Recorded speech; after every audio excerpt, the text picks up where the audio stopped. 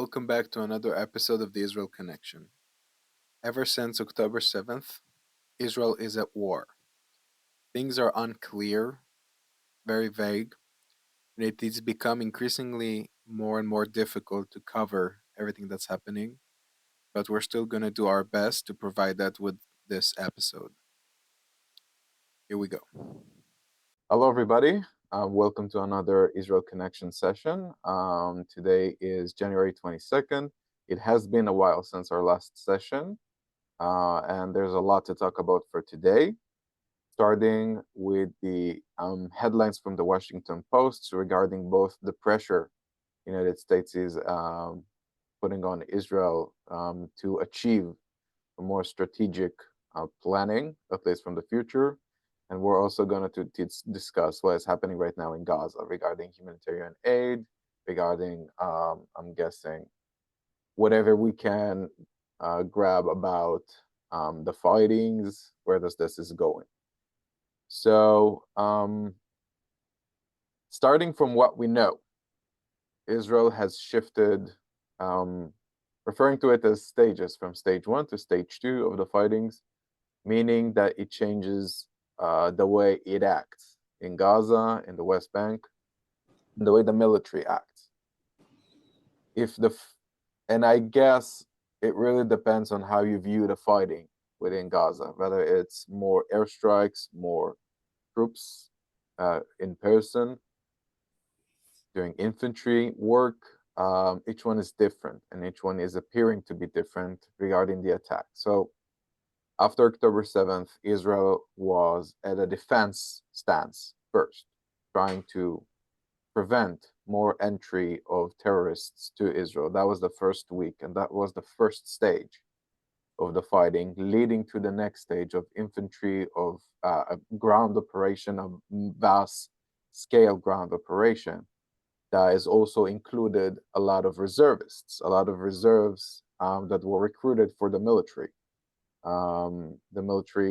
The reserves were at 150% of recruitment, which means there's immense pressure put on against Gaza regarding targeting Hamas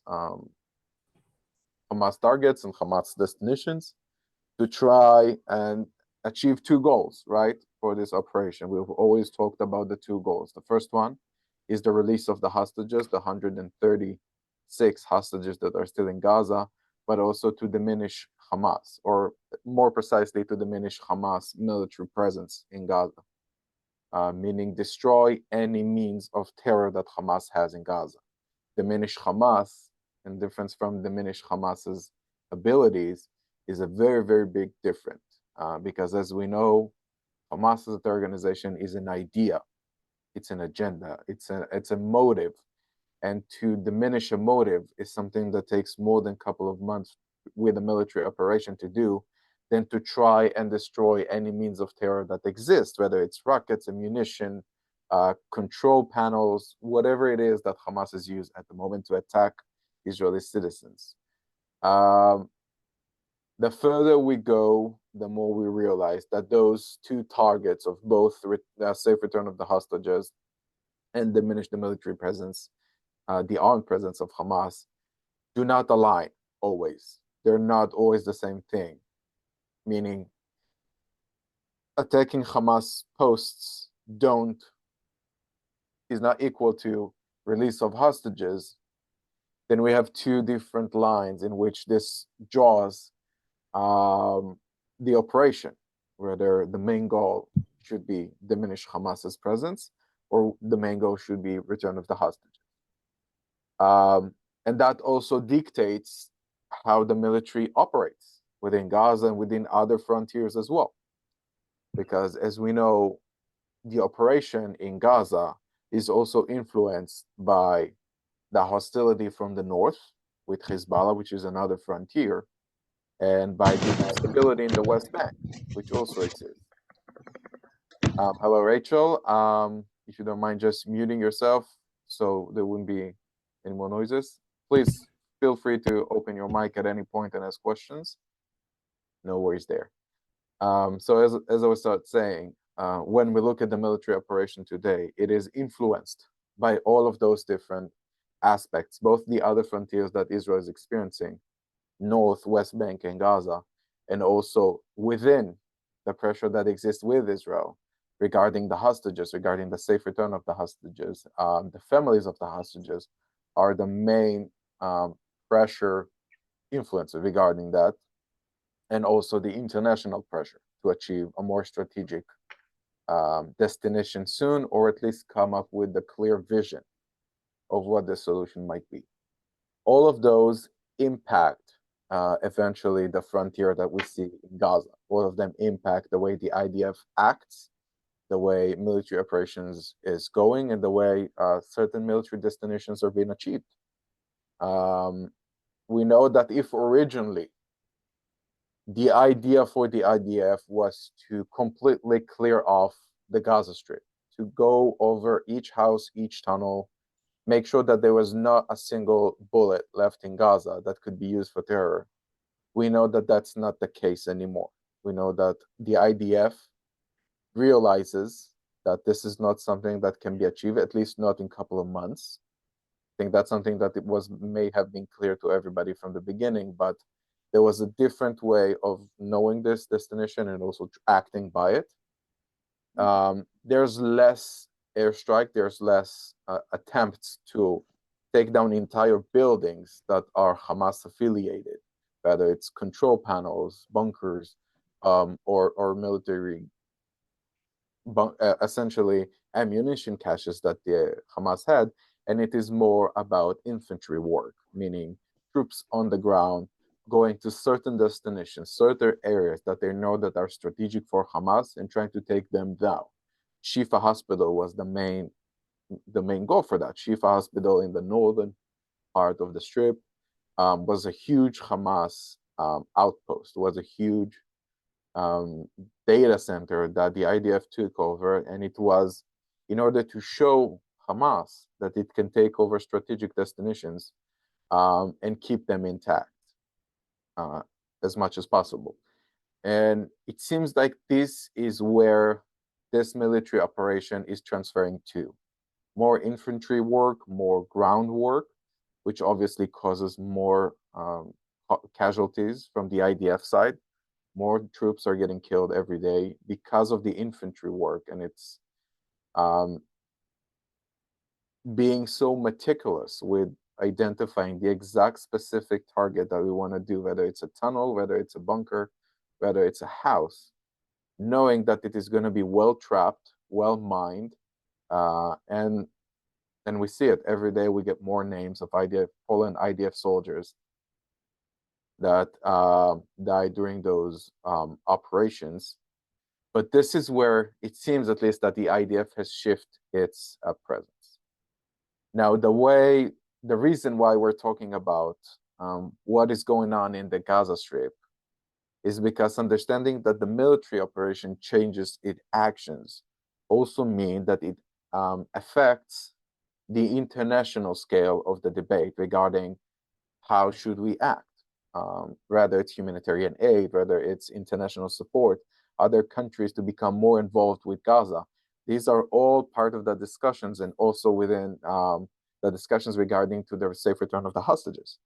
In the recent couple of weeks, we've learned about some initiatives coming both from Qatar and Egypt and the US regarding to a deal about safe return of the hostages in exchange for something. Each time this something has changed, whether it was maintaining the presence of Hamas in Gaza, whether it was exchanging prisoners, whether it was humanitarian aid or certain support.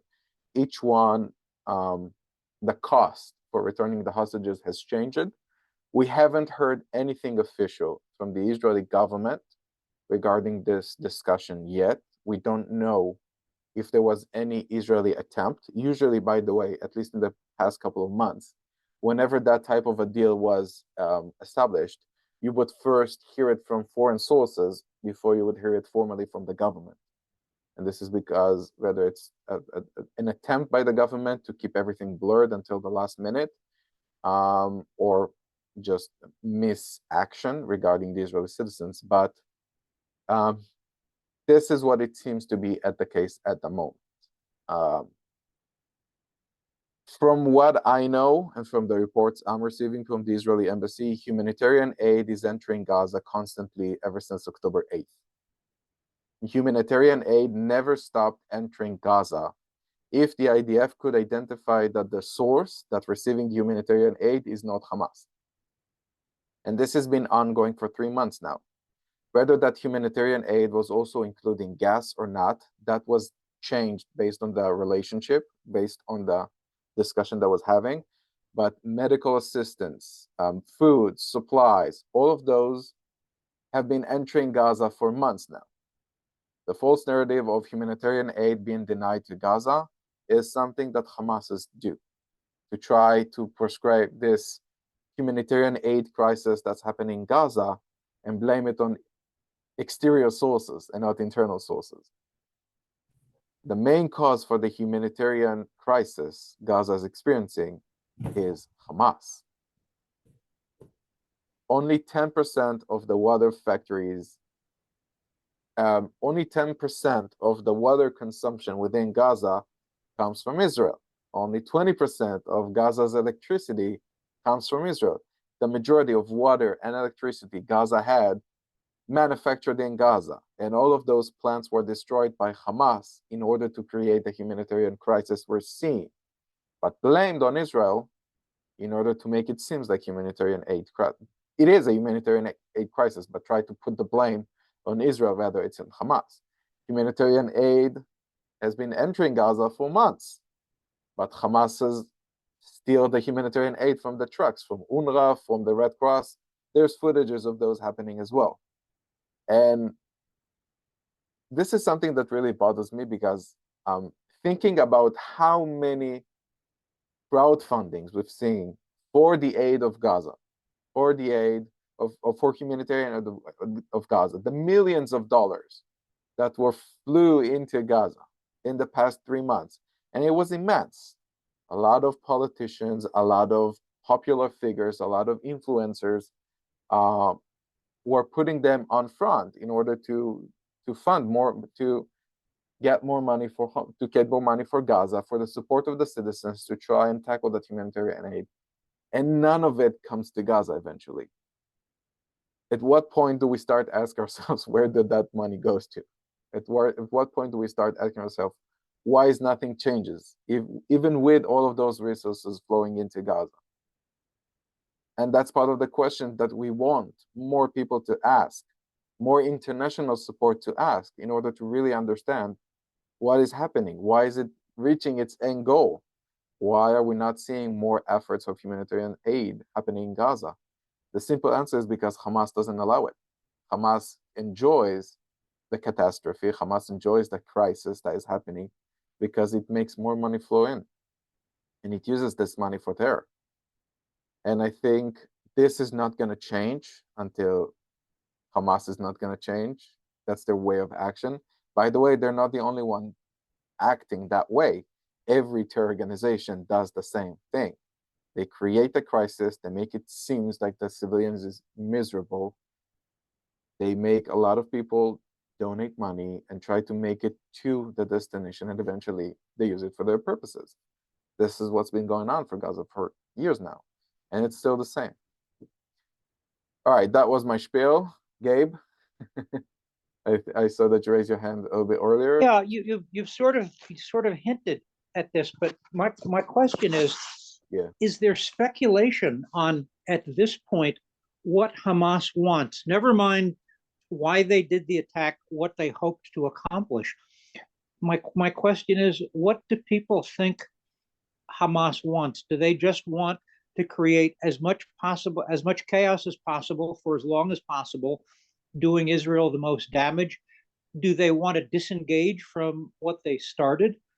What's their goal for the hostages? It seems like the information is really one-sided. We know what Israel is doing, and we know how Israel is changing its strategy and its tactics. But I have no idea what at this point Hamas wants, other than being a terrorist organization that wants to eradicate Israel. I mean, I understand that's their foundation, but at the moment, what are they looking for? I mean, if we had that answer, I think everything was much more easier Well, to that's why identify. I said Yeah. speculation. I mean, Yeah. obviously nobody really knows, and they may not know. They may be making it up day Mhm. by day, depending on how they can make the most damage. But I just wonder what's behind the curtain. What's the speculation as to the Yeah. Hamas mindset at this moment? So there's two ways of looking at it. Howard, I'm sorry, I'm seeing your comments as well. Feel free to open your mic and share, by the way, if you want as well. Um, there's two speculations regarding to why is Hamas consistent about this. The first one is obviously their main goal, to destroy Israel and to establish an Islamic State. And everything that they do is done in order to achieve that goal, eventually to kill the Israelis, destroy Israel, and establish an Islamic State. That's their main goal. And we know that there's fanatics and there's extremists from Hamas's side that don't necessarily rationalize any decision regarding to this. And there's also the human aspect of it, meaning self-serving. As long as Hamas maintain in power, Hamas officials stay rich. It's as simple as that.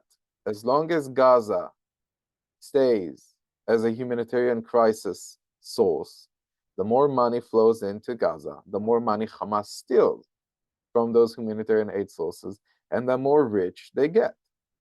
And the longer the situation stays unstable, the longer they exist. So Hamas' only intention is to maintain the conflict as much as possible, because the moment stability would hit this area, it is the moment that Hamas would go away. The moment there will be a bigger solution, the more is when we realize that all of those Hamas officials that benefits from the suffering of their own people, all of the people that are suffering from the humanitarian aid crisis in Gaza.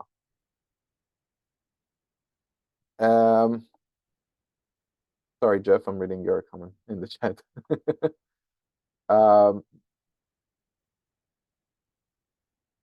That's not necessarily the same thing. Jeff was commenting, asking whether we should refer to the Islamic State as the Caliphate.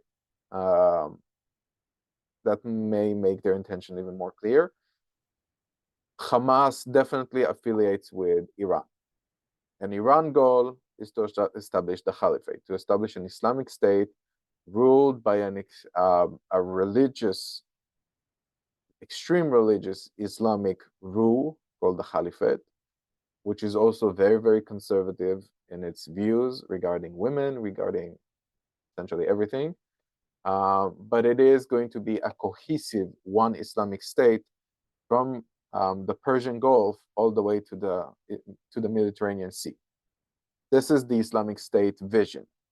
And it is shared both by Hamas, Hezbollah, Iran, and other organizations. By the way, do you know which organization doesn't share that goal? Anybody has an idea? ISIS.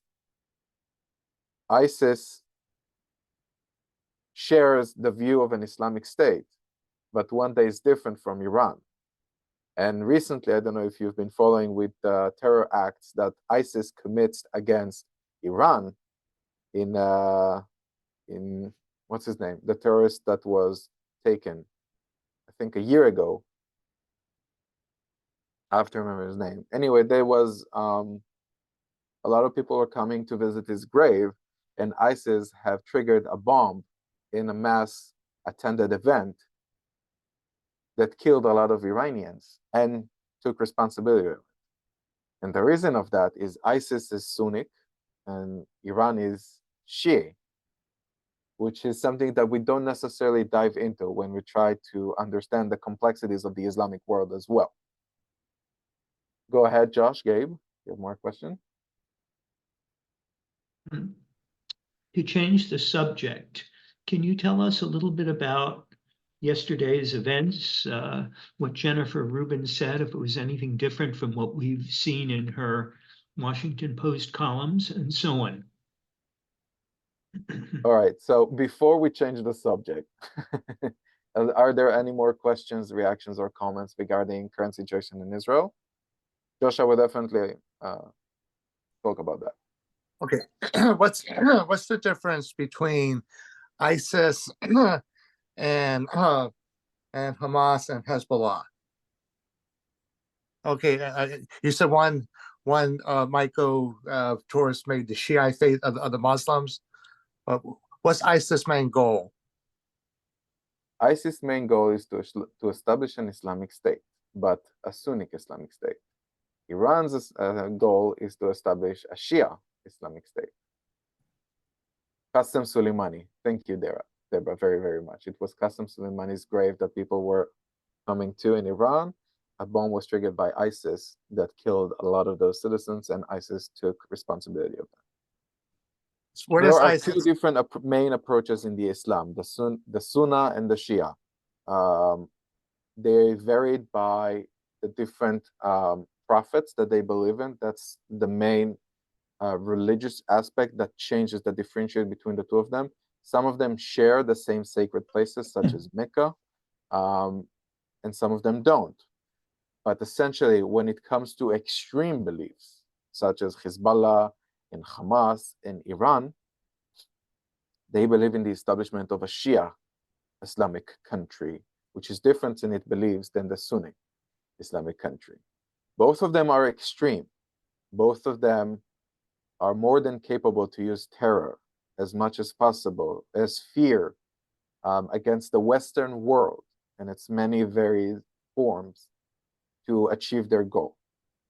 ISIS remains, by the way, ISIS still exists in Egypt, in Iraq, and in other countries, and it fights off the presence of Iran, which is essentially who supports the organizations like Hamas and Hezbollah. Hamas and Hezbollah are originally Palestinians in their culture. They were established originally as a reaction to the Israeli state, to the establishment of the Jewish state, but they've been supported by Iran in the recent years. And the reason why I differentiate ISIS from Hamas and Hezbollah is that if ISIS' goal is to establish a broader Islamic State, ISIS has started in countries like Iraq and Egypt, while Hamas and Hezbollah's main goal originally was to eradicate the Israeli state, to destroy Israel. Hamas and Hezbollah are much more targeted against Israel than ISIS is. Hamas and Hezbollah have been supported by Iran, just like the Houthis in Yemen, by the way, is because Iran understands that it profits from instability. The more unstable Islamic countries are, the more Iran can send more presence of instability of terror that can eventually create more terror, more suffering, more humanitarian aid causes, and eventually more presence of Iranian support to organizations, such as the Houthis in Yemen, Hezbollah in Lebanon. There's presence in Turkey and Syria as well, and there's a lot of presence of Iranian power in Iraq as well. That was a lot of information in 5 minutes regarding to the Islamic world that we don't necessarily talk about on a daily basis. Questions? Howard, I saw that you raised your hand. Gabe? Yeah, Dean, can I Go ahead, follow, Howard. and then we can turn it back to Josh, because I liked your question about yesterday. Can I follow the money again? Yeah. I was really intrigued by what you said. There had been some earlier reporting in the fall about Hamas's finances and how much of it was spread around various countries. I remember saying there were some shell corporations. There was a considerable fortune in some corporations, some even in Turkey. It was all outside of Gaza. Has there been anything further? I mean, I'm surprised that hasn't caught on more, because to me it signals incredible corruption, not only disdain for their own people, but incredible corruption and self sort of financing. Why hasn't that story been more prominent? That question of why has that story been more prominent is the question we're all asking, and it eventually revolves around coverage and what international media wants to put their focus on. and how much Israeli international sphere is also acting in order to make it prominent. And eventually, you know, sometimes it's up to us, but the majority of the time, it's up to the fact that a lot of the international media world is biased against Israel, or doesn't even understand the complexity. And I'm sure they are. I don't think people are going to try and avoid from the question of like, where's all that money goes to. They might have answers, but engaging in conflict make it seems like it's still, you know, an ongoing thing, that Israel is the bad guy here, is the narrative. And that's another frontier that we're fighting as a Jewish people, is the PR sphere. And in this frontier, we're losing. We're not doing a good job. I mean, we're doing our best, but it's a battle that is hard to fight, whether you like it or not. And if you just look at numbers, there's a very, very small percentage of us from the global world. There's not a lot of us, and the other narrative sticks more, makes more money, makes stories more engaging. If you open your story with this is complicated, you're going to get less views than opening a story with children near Gaza are miserable. Yeah. That's the truth. But I would like to hope that this might get coverage in the future. I definitely think that as further as we go to some form of a global agreement between the United States, Saudi Arabia, and other of those moderated Sunni countries from the Islamic world. And I say moderated because everything is in proportion. We know no one is innocent and no one's intentions are all good. But a good saying, Yitzhak Rabin mentions was, is that you don't do peace with your friends. We have to understand that the world we're now engaging with, the Islamic world, is a much more conservative, a much more violent, and a much more traditional world than the one that we're used to when we're trying to refer to international relationships, especially with Western countries. It is not the same way, and there's different ways of acting regarding to what we want to achieve, right? One action that we do that might benefit us now could de-benefit us in the future. It is part of that world that is so complicated. Some of the actions, the reactions that we're seeing today, the fact that Iran is as prominent as it is right now, it was a reaction to what this area was 30 years ago with Iraq, and the reason that they benefited in the past, the Western world, in order to create more stability in this area, they are now the cause of instability from a lot of different cases. But we can definitely do another session just about this if you're interested in the geopolitics of the Persian Gulf. I can even try and bring some interesting speakers. And it is very, very, very complicated, as we started this conversation with. There's a lot of intricacies, there's a lot of differences. And Josh, what is it that you sent? Do you want to share? I found something online, a Reuters statement that the UK has imposed sanctions on several individuals linked to Hamas financing. There's also a very brief and less informative statement from the State Department. So I didn't post that one, but this at least named a couple names. I'm sure somebody has a longer article on this, but we'd have to find it. I'll Okay. see if I can find some articles regarding that specific action of like follow the money, and I'll share it with the group. All right, I'll see if I can find something. And if you can also send it to me, and then I'll send it to everybody who participated in the Zoom. So it's going to be a collaborative effort. We're going to study together about the intricacies of the Gulf, the Persian Gulf. All right, Gabe, do you have a question, or is your hand risen from earlier?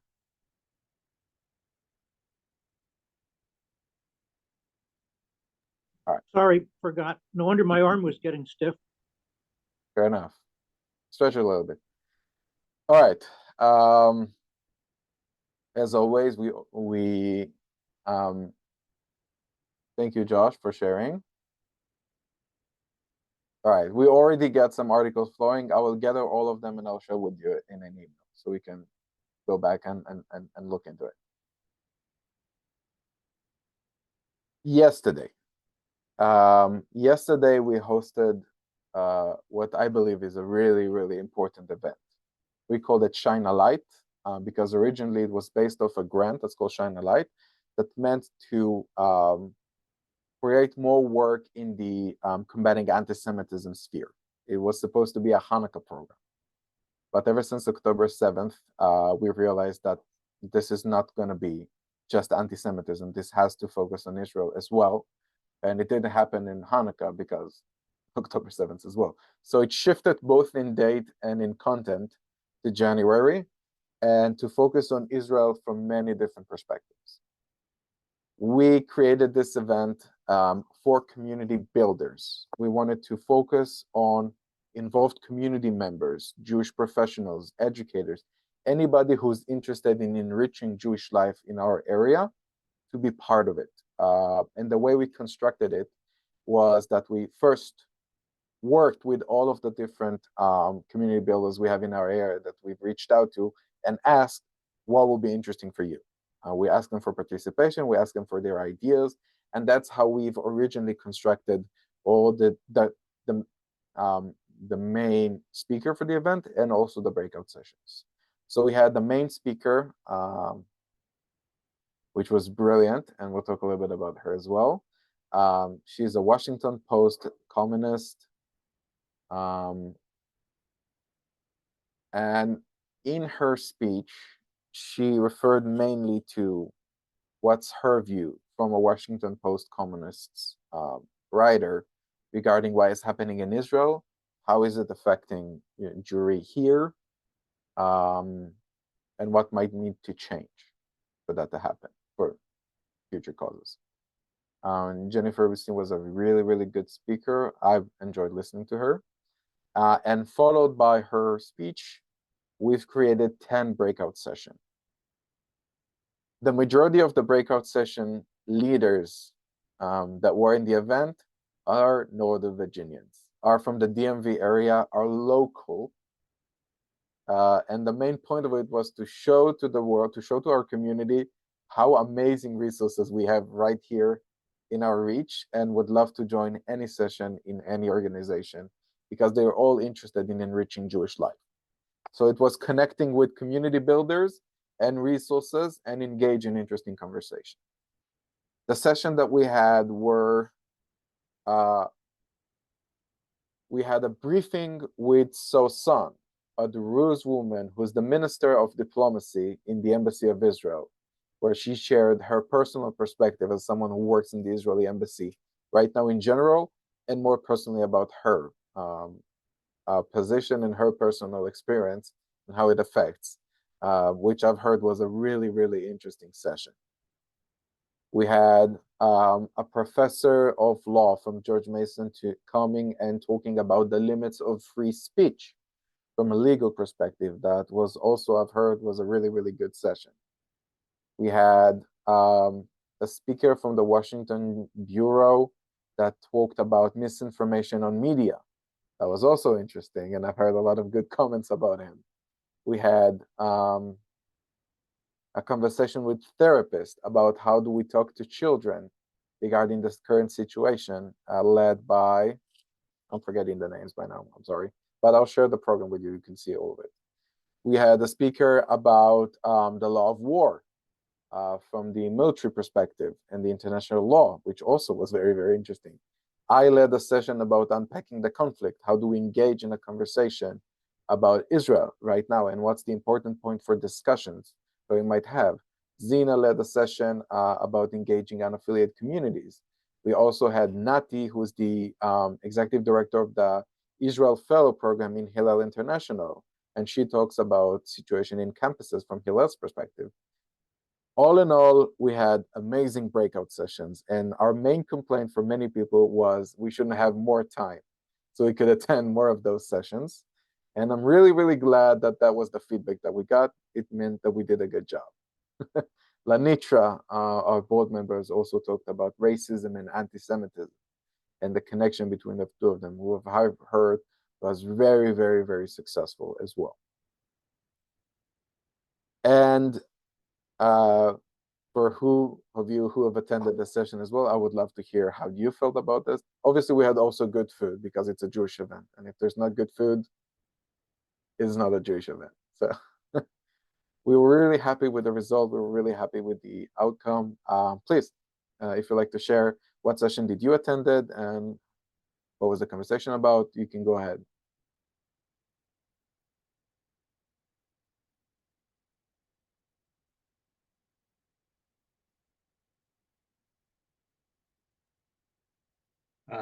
Good morning, Dean. I attended the session with the woman from the embassy, which was really fascinating. I had intended to attend Lenitra's, so my only criticism of yesterday's event was that there were too many great choices and we had to choose only one. Maybe we can do another session where we have multiple breakouts, but the quality of the keynote address from Jennifer Rubin was extraordinary, and it was backed up by this array of talent that we have in our community on all these fronts. Each one of those breakouts could be a program unto itself. So kol hakavod to you and Zena and the entire team that put that event together yesterday. Thank you very much. So let's go ahead.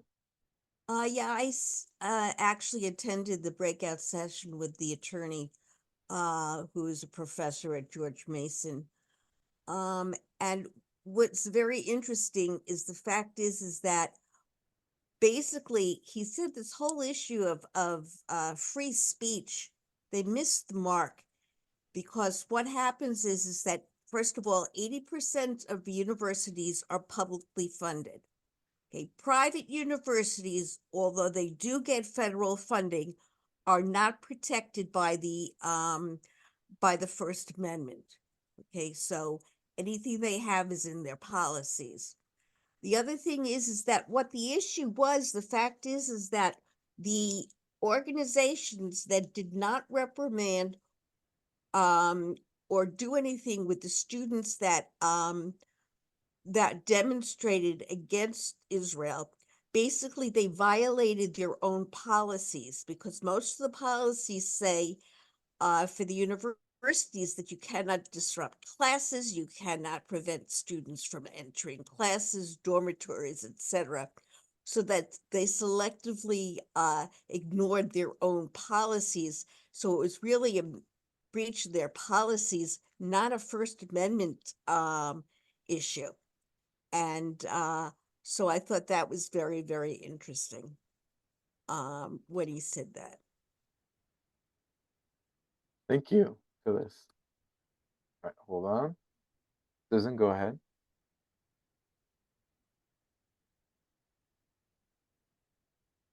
Susan, I see that you raised your hand. Oh, You can I'm go ahead. sorry. I didn't hear you say my name. That was No somebody worries, else. no worries. I was just wondering, will there be access to these different programs that were breakouts? Because they each one sound very important for all of us, as many people as possible, to hear how that all went and from those particular people.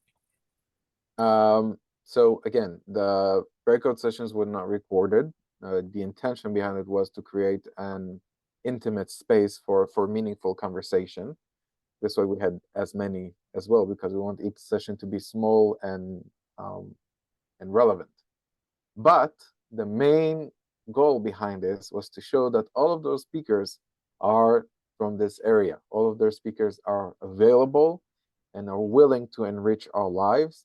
And you can invite each and one of them to speak at your congregation, at your house, whenever. All of them are part of our community. By the way, the majority of them are Gesher parrots at the event, which I found to be remarkable.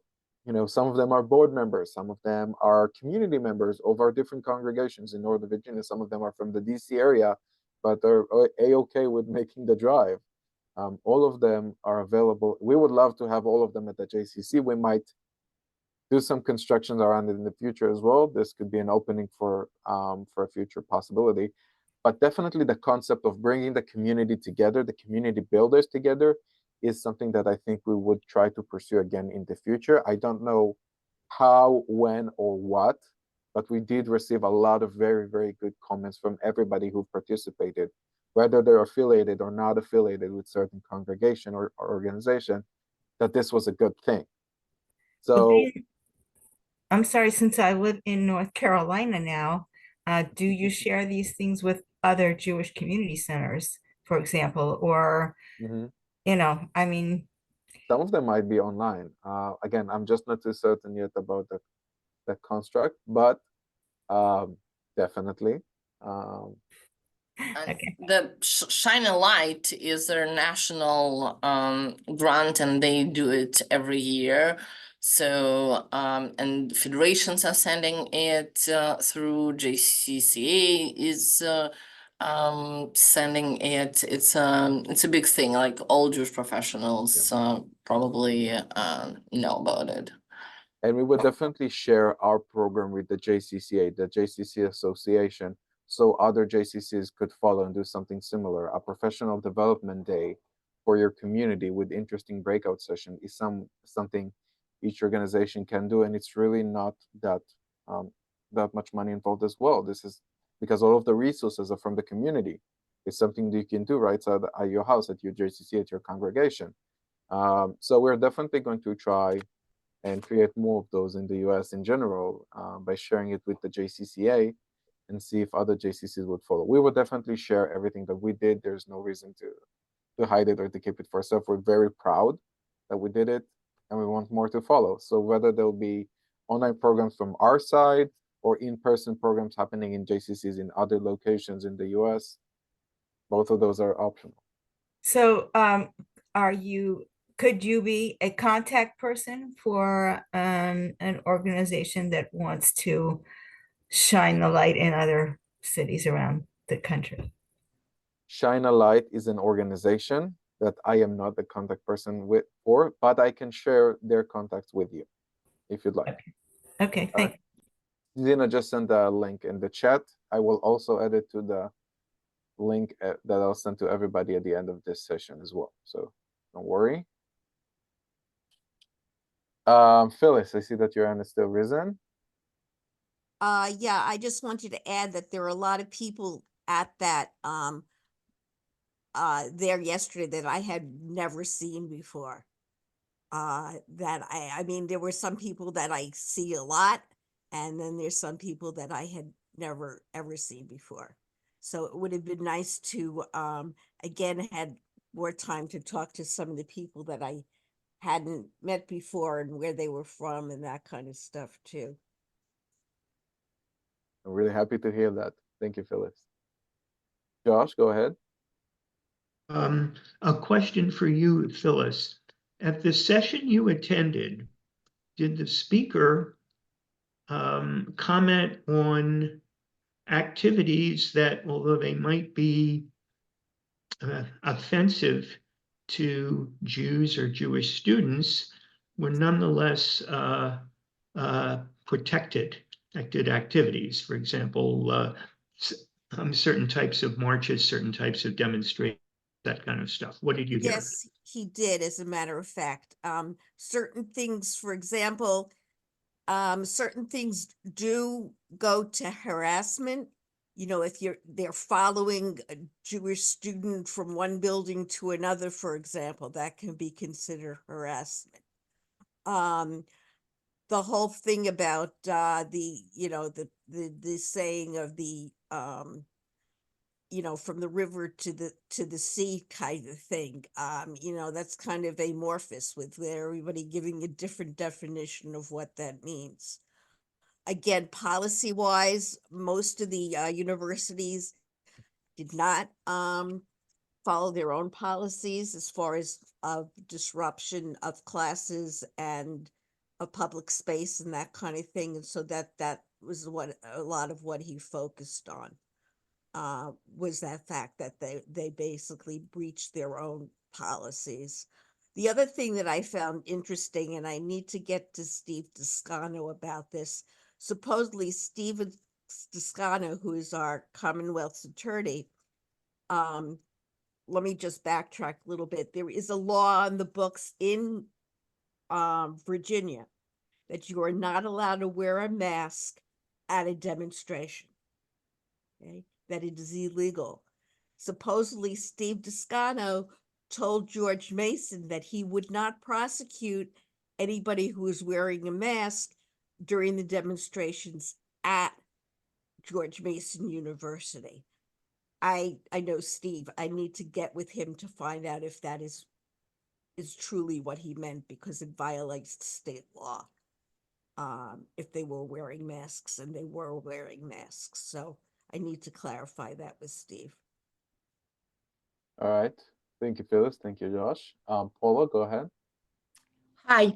Unfortunately, I couldn't get to Gesher yesterday. Any chance that Jennifer Rubin would speak on a Sunday morning at the JCC, the way you've had, those wonderful brothers, Bernie and Marvin, can't think of their last name. One of them Cal. is deceased. Cal. What's it like? KALB. Cal. That's it. Right. Thank you, Jeff. Could you get other Jewish journalists in the area to speak on a Sunday morning at the J, or any day at the J? Well, look into it. Thank you for the suggestion. We want to make it happen. You're welcome. Number two, this is just an approximation. How many people were at the Gesher school yesterday? Around 120. Thank you. Number three, Howard Grobstein, can you hear my voice? Where did you get your rug? I want it. Did you buy it overseas? Howard, you are obliged to speak. I guess I have. We've spent a lot of time in Africa. Oh, it's from Africa. Yeah. I'm not sure. That might be Zambia or Mozambique. My wife is the one who got a PhD there in African development. Well, that's not going to happen in this household. Thank you for sharing. Thank you. Any more questions, Paul? Dean, yeah. A wonderful program. Thank you. Thank you, Paul. All right. Any more comments, reactions, questions you have regarding this session in general? I think you said, let's see, a couple of weeks ago that we're not going to have a session next week because you have a big meeting next week in Connecticut. Yeah, there's a convention next week that I'll be attending. Zina's be attending it as well. So there will not be an Israel Connection session next week, but I feel like on the week that follows, we will be out of this kind of like winter break period of time that we had in a couple of months where we had like on and off sessions. So I think after next week, we're going to go back to having one each week until something happens. But yeah. Any more questions? Yeah, go ahead, Paula. You're not taking off for President's Day. I think it's the third Monday in February. Will you have a session that, I don't know the date. I'll have to get back to you on that. Yeah, it's the 19th of February. 19th. Thank you. I will check and get back to you, but I will let you know about it. But until then, great. Thank you. We're ongoing. Okay, so as always, I'm going to stick around for any further questions. Thank you, everybody, for joining this Zoom. Thank you. Really, really happy to see all of you again. Always enjoyed these discussions. Always enjoying talking to all of you. Have a better week than the one before. And I'll see you in 2 weeks from now. Thank you. Take care. Bye. Bye, everybody.